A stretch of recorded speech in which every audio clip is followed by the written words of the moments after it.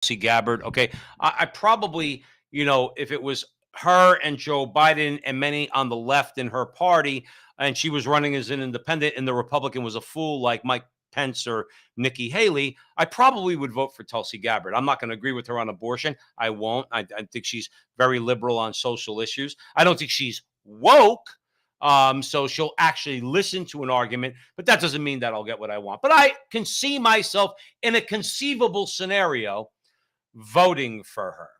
I think that conservatives make a big mistake at it, when they look at disaffected liberals and they want to make them into heroes. Okay, don't make Tulsi Gabbard a hero. At the end of the day, she was very comfortable in the Democrat Party before they went crazy. But then again, Satan would feel comfortable in the Democrat Party before they went insane. And I wouldn't vote for Satan. Please, I'm not comparing Tulsi Gabbard to Satan. Now, having said that, I do like her. I think she's honest.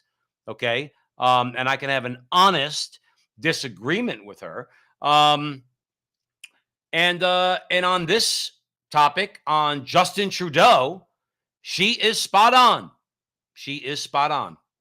This is a reality we're seeing play out in Canada as we speak. You have the autocratic leader in Canada who's resorted to genuinely authoritarian and tyrannical means to suppress a peaceful mass protest against the power elite there. Everything that we see happening up north, everything from the execution of emergency powers to the freezing of bank accounts, the seizure of children from parents, the destruction of livelihoods and small businesses, all of these things could happen here. Of course they could happen here. Why does everybody think that America is somehow exempt from the movement of history? We're not. I want to tell people we're not that special. We could be very special. Our Constitution is I'm going to say, very good document. Of course, it's flawed. All right. But obviously, it's a very good document and a lot that we could look to there. But at the end of the day, America is not exempt from all the forces of history. The only thing that could stand athwart the movement of history is men and women of goodwill and of sound morality to stand, as the National Review said at their founding, athwart history, yelling, "Stop!" So she's right. The people of Canada, who she's addressing, right? I don't know if she's addressing them in this video, but the people of Canada and the people of America better get it through their head. A little bit more from Tulsi. So the question I ask myself in confronting all this is, what are they so afraid of? The truth, Tulsi, the truth. Who are they afraid of? Ultimately, they're afraid of a bunch of people. The person they're most afraid of is Jesus Christ. You know the answer. It's simple. They're afraid of us. And that's where they are afraid of us. They are afraid of people opening their mouths.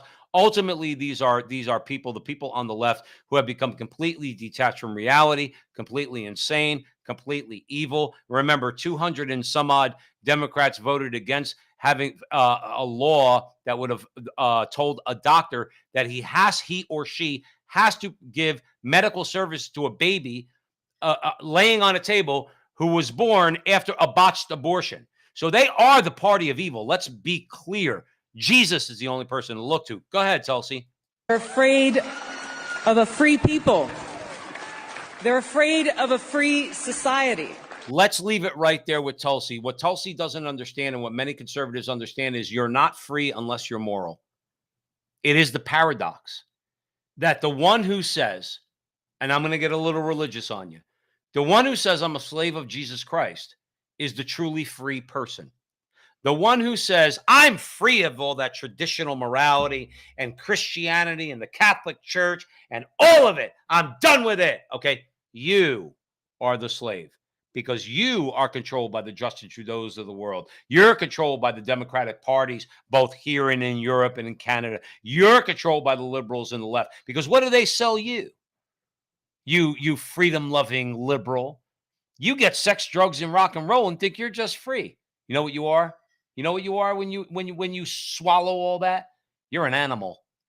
You're a slavish animal who just wants to be fed. The Romans were right, by the way, pre-Christ, of course. The Romans were right. People just want bread in circumstances. Bread in circuses.